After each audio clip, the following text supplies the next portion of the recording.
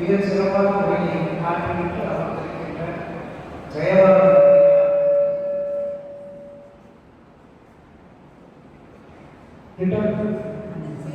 ஜெயபாலன் அவர்களுக்கும் பேராசிரியர்கள் அவர்களுக்கும் குறிப்பாக பேராசிரியர் Jyothi madam, Uma madam, Sivasankar madam, Sivasankar sir அனைவருக்கும் என்னுடைய முதல் வணக்கத்தை தெரிவித்துக் கொண்டு,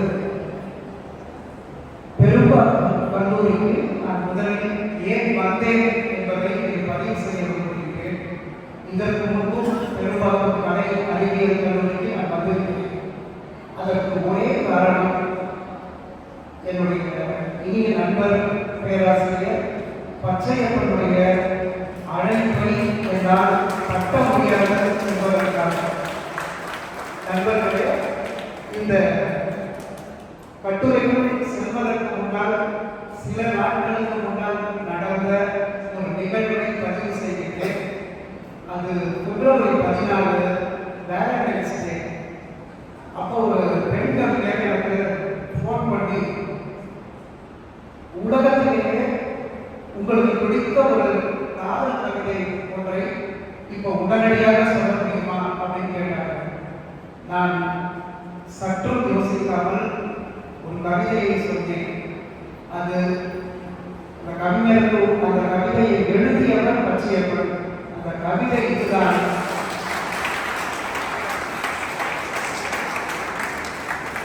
எனக்கும் சேர்த்து வாழ்ந்து விட்டு வா, உனக்கும் சேர்த்து மறித்து போகிறேன் என்கின்ற அந்த 4 வரிதான் மேடம் எனக்கு ரொம்ப பிடித்த கவிதை. எனக்கும் சேர்த்து வாழ்ந்து விட்டு வா, உனக்கும் சேர்த்து மறித்து போகிறேன் என்று எழுதிய கவிஞர் பச்சையப்பனுடைய அழைப்பை என்னால் எப்படி கட்ட முடியும்? அது மட்டுமல்ல, இன்னொரு ஒரு காரணம், சாதாரணமாக பேசினாலே, ஓரளவு பேசினாலே அதையும் அங்கீகரித்து கைத்தட்டலை செய்யக்கூடிய மிக அருமையான மாணவர்கள் இருக்கின்ற ஒரு கல்லூரி. இப்படி சொல்லுவேன், தமிழ்நாட்டில் இப்பொழுது அறத்தில் சிறந்தவர்கள் யார் என்று என்னிடம் யாராவது வினவினால், எது புரிகிறதோ இல்லையோ, என்னுடைய புத்தகத்துடைய தலைப்பையெல்லாம் சொன்னார் துறை தலைவர் ஒரு நாள் முதல்வர். அது புரிகிறதோ இல்லையோ, ஆனால் அமைதியாக நீங்கள் கேட்டிருக்கிறீர்கள் என்றால் நீங்கள் தான் இன்னைக்கு தமிழ்நாட்டிலேயே அறத்தில் சிறந்தவர்கள் என்பதை நான் வெளியே சொல்வேன் என்பதை சொல்லிக்கொண்டு, அடுத்ததாக பச்சையப்பனும் சேரம் தங்கவேல் சேரம் உங்களை தான் குறிப்பு எடுக்க சொன்னாங்க. தயவு செய்து அப்படி எடுக்காதீங்க. ஒரே ஒரு காரணம், நீங்கள் குறிப்பு எடுக்கும் பொழுது நீங்கள் குறிப்பு எழுதுறீங்களா, யாருக்காவது கடிதம் எழுதுகிறீங்களா என்று எனக்கு தெரியாது. உங்களுடைய முகத்தை பார்த்தால்தான் எனக்கு இது பேசணும். எனவே நீங்கள் குறிப்பு எடுங்கள். அது மனதில் குறிப்பு எடுத்துக்கொண்டு இந்த முக்கியமான ஒரு கட்டுரை என்பதாக நான் நினைக்கிறேன். ஒரு 30 நிமிடங்களுக்கு தயவு செய்து செவி கொடுங்கள் என்கின்ற ஒரு கோரிக்கையை வைத்து, அறம் என்றால் என்ன அப்படின்னு கேட்டாருங்களா, ரொம்ப யோசிக்க வேண்டாம். நேற்று ஐயாவுக்கு 103 டிகிரி ஜுரம், 2-3 ஊசி போட்டுட்டு இருக்கிறாரு. ஆனால் காலையில் வந்தவங்க சொல்றாரு, துறை தலைவரும் இல்லை, முதல்வரும் இல்லை என்றால் அது எப்படி சார் ஞானம்? அதனால நாங்கள் அமர்ந்தேன் அப்படின்னு பார்க்குறாங்க. இதுதான் அடிப்படையில் ஒரு அரசின் நாயகனாக நான் இப்பொழுது தங்கவேல் சாரை பார்க்கிறேன். அதே போல எனக்கு முன்னால் பேசிய நண்பர் என்னுடைய வேலையை சுலபமாக்கி கொண்டு சென்றிருக்கின்றார். ஒரு திரைப்படத்தை அவர் நினைவு கூர்ந்தார். அது அறம் என்கின்ற ஒரு திரைப்படம். ஒரு குழந்தை ஒரு கிணற்றுக்குள் இந்த போர்டில் விழுந்துவிடும். அதை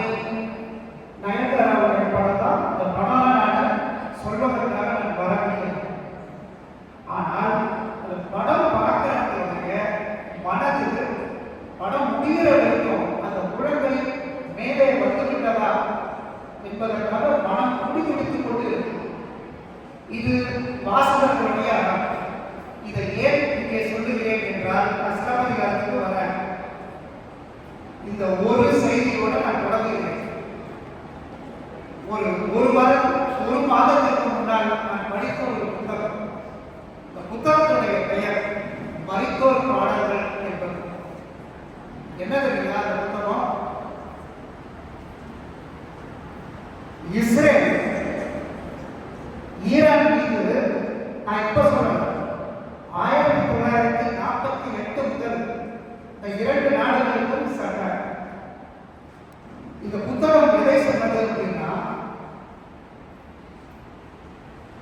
ஒரு குழந்தை, பெண்கள், கர்ப்பிணிகள், முதியவர்கள், காதலர்கள், இசையமைப்பாளர்கள், இவங்கெல்லாம் பேராசிரியர்கள், மருத்துவர்கள், இவங்கெல்லாம் இறப்பதற்கு முன்பாக பேசிய கடைசி வார்த்தை என்ன என்பதை பதிவு செய்த ஒரு புத்தகம். நான் இப்படி சொல்றேன், ஒரு பெண் 14 வயசுல ஒரு பெண் பிரெட் சாப்பிட்டு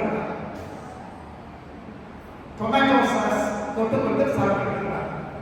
திடீரென்று அவன் மீது ஒரு குண்டு எரியப்படுகின்றது. சாப்பிட்டிருந்த அந்த பெண்ணின் மீது குண்டு எரியப்பட்டதால் டொமேட்டோ சாஸ் பதிலாக அவனுடைய ரத்தம் அந்த பிரெட்டில் கலக்குது. நான் இதை புனைவாகவே சொல்லவில்லை. இதை படத்தோட யூடியூப்லயும் இருக்குது. ஒரு கிட்டத்தட்ட 200 பக்கம் புத்தகம். அதை படித்த பிறகு என்னால் சில நாட்களுக்கு உறங்க முடியாது. இன்னைக்கு இந்த ஒரு வாரத்துக்குள்ள அமெரிக்கா ஈரான் மேல குண்டு போட்டது உங்களுக்கு செய்திகளை பார்த்து கொண்டிருந்தால் உங்களுக்கு தெரியும். கொஞ்சம் கற்பனை பண்ணி பாருங்க. சில குண்டுகள் மருத்துவமனை மீது போடப்படுகின்றன, குழந்தைகள் படிக்கின்ற பள்ளிக்கூடத்தில் போடப்படுகின்றன. எந்த இடத்தில் நாம் சாவோம் என்ற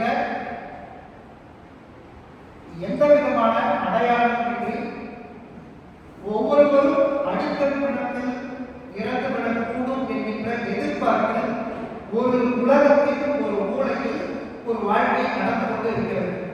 இப்போ இந்த கட்டடத்தில் நாங்கள் இருக்கிறோம் அப்படின்னா எந்த நம்பிக்கையில எந்த புத்தகத்தை போட மாட்டாங்க அப்படின்ற நம்பிக்கை. ஆனால் உலகத்தின் இன்னொரு மூலையில் அவ்வாறு இன்றைக்கு அவ்வாறு இல்லை. இப்போ இந்த அடிப்படையில் தான் அறம் என்றால் என்ன என்ற கேள்வியோடு நாம் தொடங்க வேண்டியிருக்கிறது. நான் 2 விஷயத்தை முதல்ல பதிவு செய்யறேன். தமிழ்துறை மாணவர்கள் அல்லது இந்த தமிழர்களாக இருக்கிறோம். ஒரே ஒரு காரணத்துக்காக நாம் தமிழர்கள் என்கின்ற பெருமிதத்துடன் நம்முடைய காலரை தூக்கிவிட்டுக் கொள்ளலாம். என்ன தெரியுங்களா? ஷேக்ஸ்பியர் ஒத்தனுக்கு ஒரு நாடகத்தை இருக்கிறார். அடிப்படை என்னவென்றால், ஒத்தனுக்கு தன் மனைவி மீது ஒரு சந்தேகம் வரும். அந்த சந்தேகத்திற்கு அடிப்படை ஒரு கைக்குட்டை ஹேண்ட் கர்ச்சீஃப். ஆனால் ஒன்று சொல்ற கேளுங்க, உலக காப்பியங்கள் பெரும்பாலானவற்றை நான் படித்திருக்கிறேன். ஹோமருடைய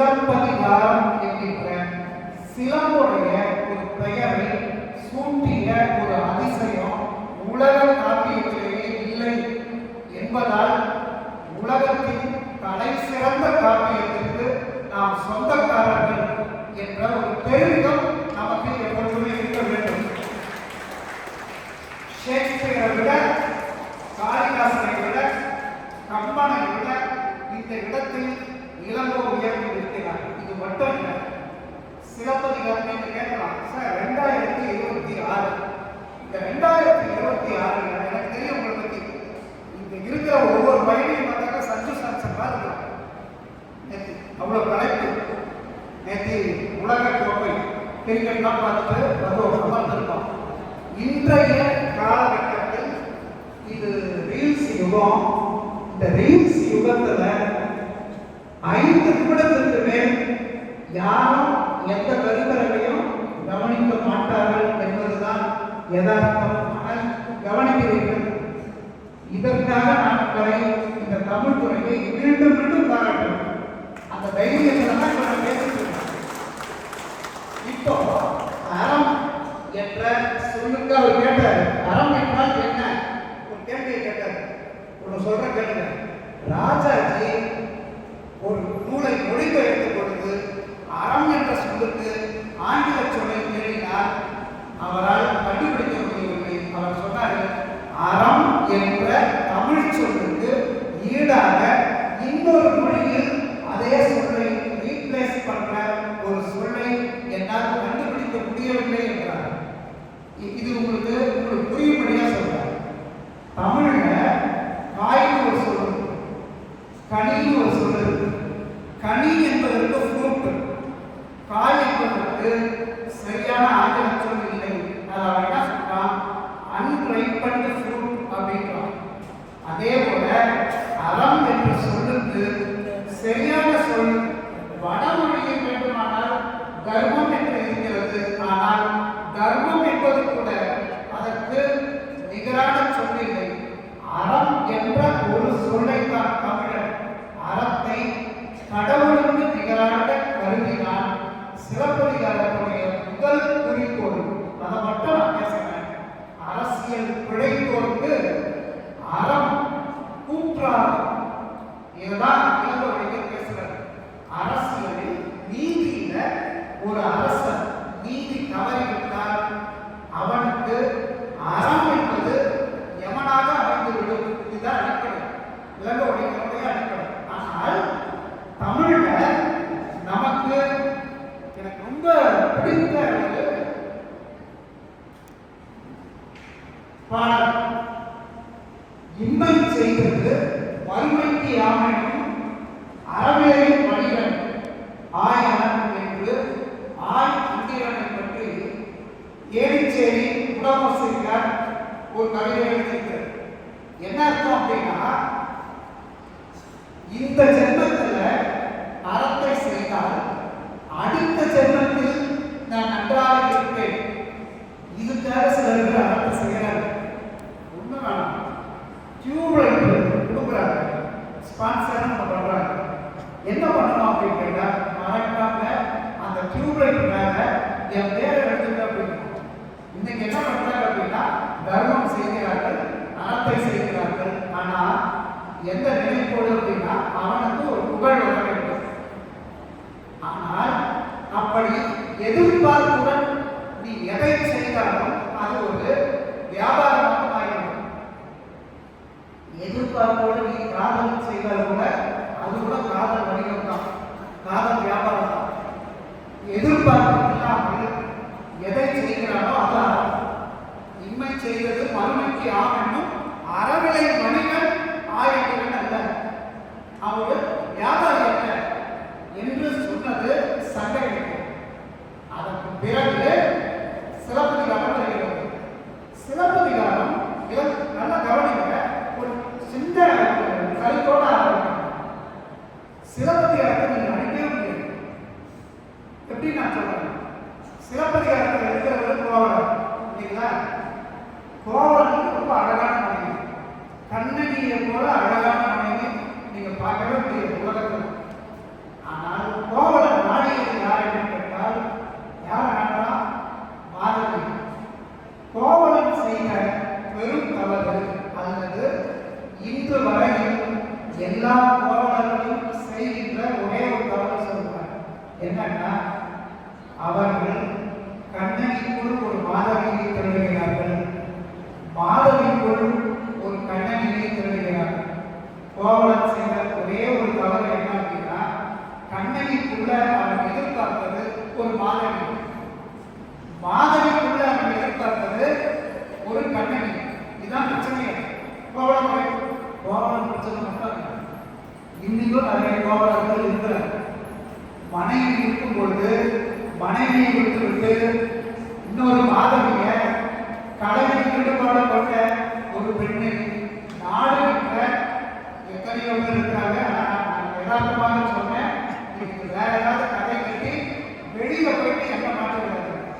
சிலப்பதிகாரம் இன்னைக்கும் எல்லோருக்கும் தேவைப்படுகிறது. ஒப்பிலக்கணத்துல அடிக்கருத்துகள் ஒன்று சொல்லுவாங்க. அதான் நான் சொல்றேன். இன்னைக்கும் கோவலர்கள் இருக்கிறாங்க. இப்போ இது எப்படி ஒரு அறக்காப்பியமாக மாறுகிறது அதை மட்டும் நான் சொல்லிடுறேன். வேற ஓகே சொல்லிடுறேன். வைரமுத்து சொல்றாரு ஒரு இடத்துல கண்ணகியே தாயே கருப்பான இரும்பிடையே பூவையில் ஒரு பெரிய கவிதை.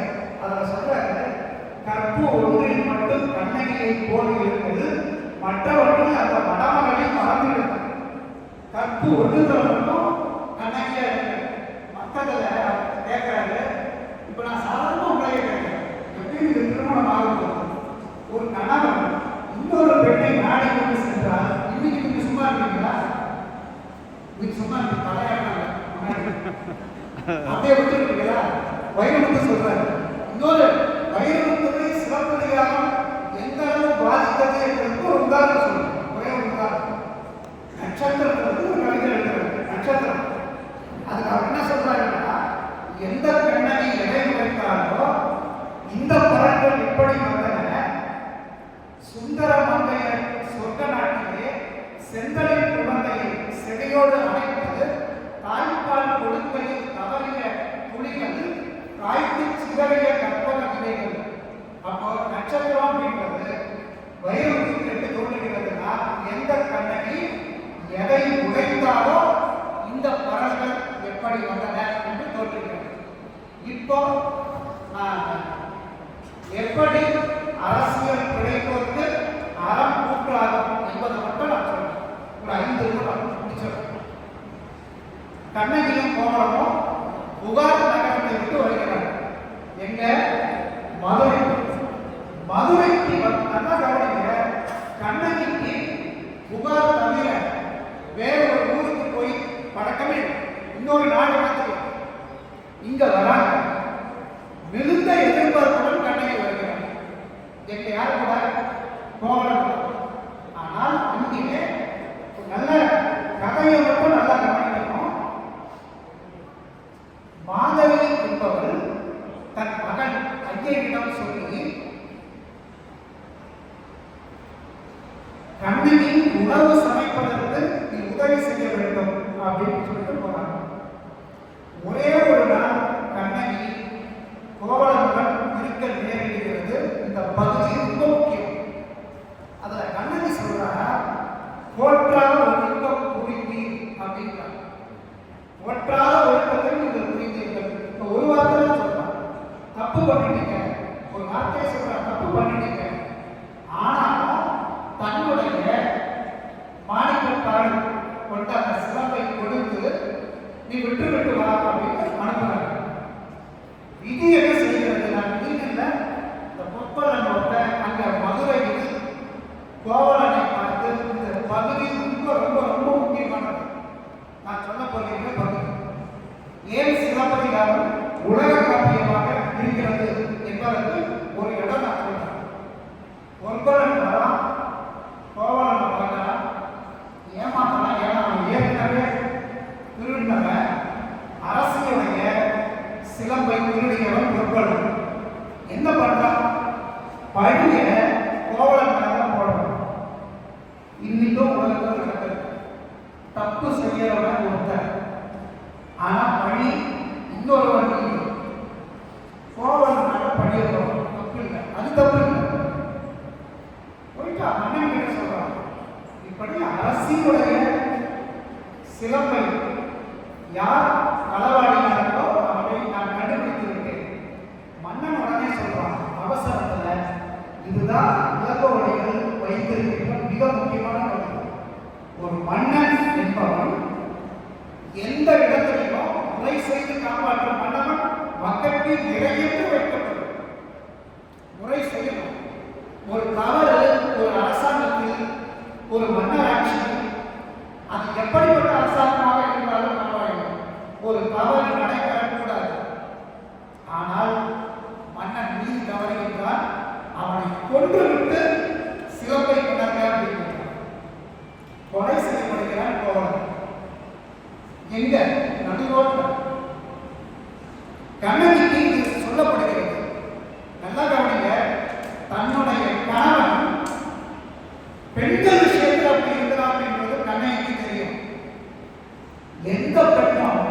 தன்னுடைய கணவன் திருடன் என்பதை ஏற்றுக்கொள்ள மாட்டார். ஒருவேளை கோவலன் விபத்தில் இறந்திருந்தால், நோய்வாய்ப்பட்டு இறந்திருந்தால் கண்ணகி ஒரு விதவையா மட்டும்தான் இருப்பார். மதுரையில ஒரு மன்னன் கிட்ட வாதாட போயிருக்க மாட்டார். அந்த நிலையில கண்ணகி அவளால் என்ன செய்யறதுன்னு தெரியல. கோவலன் கொலை கொண்டார்.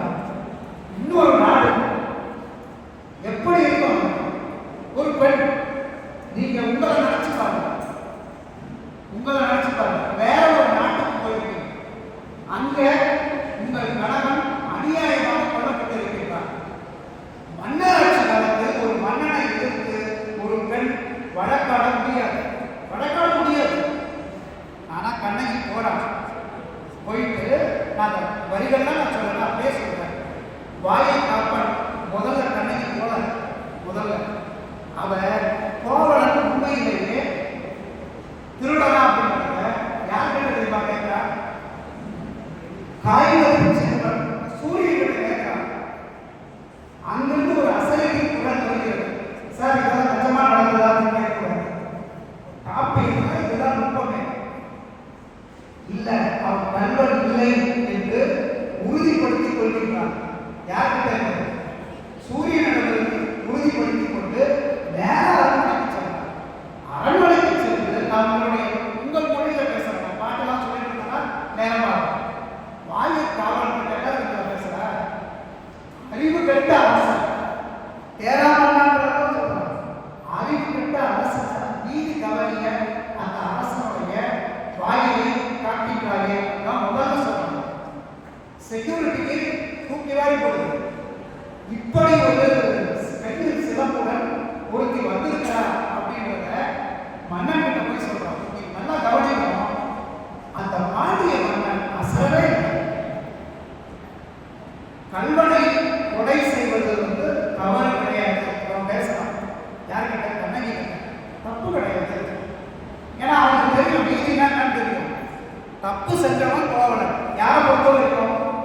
பாண்டியனை பொறுத்த வரைக்கும் தவறு செய்தவன் கோவலன். அப்படின்னா நான் தண்டிக்கிறேன். நல்லா கவனிக்க. இதில் ஒரு 2 நிமிஷம் கண்ணகி தன்னை எப்படி தெரியும் அறிமுகப்படுத்திக் கொள்கிறார். அதான் அந்த புத்தகத்தெல்லாம் எடுத்து சொல்லல. அவன் கேட்கறது ஒரு கேள்வி, 3 கேள்வி கேட்கிறான். சான்றோரும் உண்டுகொள், சான்றோரும் உண்டுகொள், பெண்டினம் உண்டுகொள், பெண்டினம் உண்டுகொள், தெய்வமும் உண்டுகொள், தெய்வமும் உண்டுகொள். இந்த நாட்டில் சான்றோர்கள் இருக்கிறார்களா? சான்றோர்கள் இருக்கின்ற ஒரு நாட்டில் ஒரு நீதி தவறை விட முடியாது. நல்ல பெண்கள் இருக்கிறார்களா? அதான் முக்கியம். பாருங்க, இலங்கோவில் என்ன நடக்கிறார் அப்படின்னா, ஒரு நாட்டுக்கு நீதி தவறக்கூடாது என்றால் 3 பேர் முக்கியம் நடக்கிறார். ஒன்று சான்றோர்கள், இன்னொன்று பெண்கள், அதுக்கப்புறமா தெய்வம். இந்த 3 இல்லை என்றால் அது நாடே இல்லை. கேள்வி கேட்கிறார், ஊர் கூடி விடுகின்றது. அதுக்கப்புறம் மன்னன் கிட்ட போறார். மன்னனிடம் வாதாடுகிறார். அப்போ மன்னனிடம் அவர் சொல்வது இருந்தார். என்ன சொல்றார் அப்படின்னா, நான் சோழ நாட்டில் இருந்து வந்திருக்கிறேன். இது பாண்டிய நாடு. ஆனால் சோழ நாட்டில் எப்படிப்பட்ட சோழ நாடு அப்படின்னா, 2 மன்னர்கள் இருந்தார்கள்.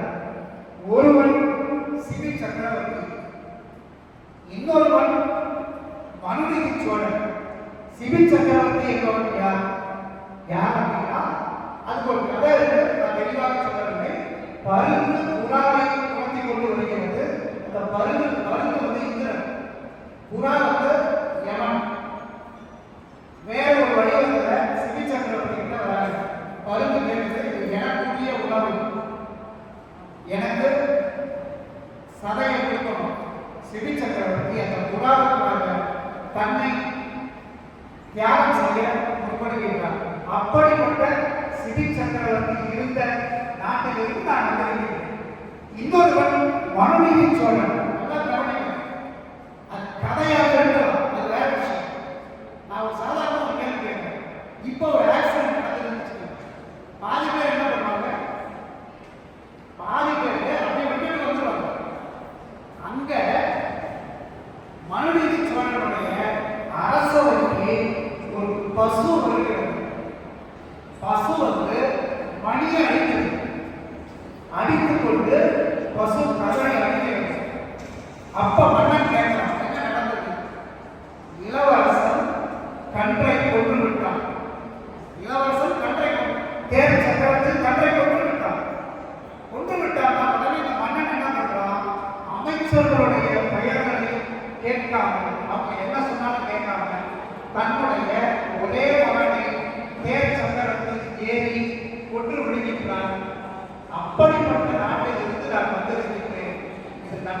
சொல்லுகின்றார்.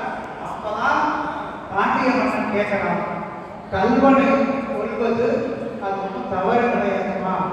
அப்பதான் கண்ணகி சொல்றார், என்னுடைய சிறப்பில் இருப்பது மாணிக்கப்பழன். இவன் சொல்றான், இவன் சந்தோஷம் அடைகின்றான். ஏன்னா அவனுடைய அரசியலுடைய கால்களில் இருந்தது முத்துக்கடன். கண்ணை உடைக்கிறார். உடைச்ச உடனே மாணிக்கப்பழங்கள், அதான் இளவருடைய நுட்பம். வாய் முதல் தெரித்தது மணியே, வாய் முதல் தெரித்தது மணியே எழுதுகிறார் இளவருடைய. என்ன காரணம்னா, எந்த வாய் கோவலனை கண்டித்ததோ அந்த வாயை கண்ணகி அந்த மாணிக்கம் கரல் கொண்டு கண்டிக்கிறார் என்பது பொருள். அப்பதான் சொல்றான் பாண்டிய மன்னன் சொல்றான், பொற்கொள்ளன் செய்த அந்த சூழலில் பாண்டியன் சொல்கிறான், யானோ அரசன், யானை கல்வன், நான் தான் திருடன். என்ன தெரியுங்களா? நான் சிலப்பதிகாரத்தில் பார்க்கிறேன், 2-3 விஷயம் பார்க்கிறேன். எந்த ஒரு மன்னனாக இருந்தாலும் நான் செய்த தவறை ஒப்புக்கொள்ள மாட்டார்கள். இன்றையும் உலகம் முழுக்க இருக்கின்ற நாடுகளில் எத்தனையோ அரசர்கள், பதவியில் இருப்பவர்கள் எல்லாருமே ஏதாவது ஒரு தவறை செய்து கொண்டிருக்கிறார்கள். ஆனால் இந்த மன்னன் அதை கேள்விப்பட்ட அடுத்த நிமிடம் உயிரை விடுகின்றால், அவனை தொடர்ந்து கோபுரம் தேவையும் உயிரை விடுகின்றால். அதாவது இன்னும் நீண்டதாக போகும். அதுக்கப்புறமா கண்ணகி கோவலனை சென்று சந்திப்பது, கோவலனிடம் உரையாடுவது, அதுதான் நான் போகல. ஒரு விஷயத்தோட வித்தியாசமாக அந்த இளங்கோவடிகள் இந்த காப்பியத்தை செய்வதற்கு முதல் காரணம் அரசியல் பிழைப்போருக்கு அறம் கூற்றாது.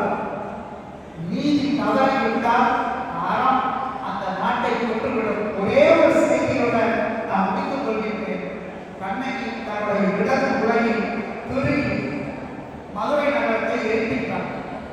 நல்லா கவனிங்க. இப்போ ஈரான் பற்றி எரிகிறது, அமெரிக்காவும் பற்றி எரியும். இன்னும் கொஞ்ச நாள் ஒரு கேள்வி நான் கேட்கிறேன். பற்றி எரியும் பொழுது நெருப்பு, இவன் நல்லவன் இவன் கெட்டவன் இதெல்லாம் பார்த்தா நெருப்பு சொல்றோம்.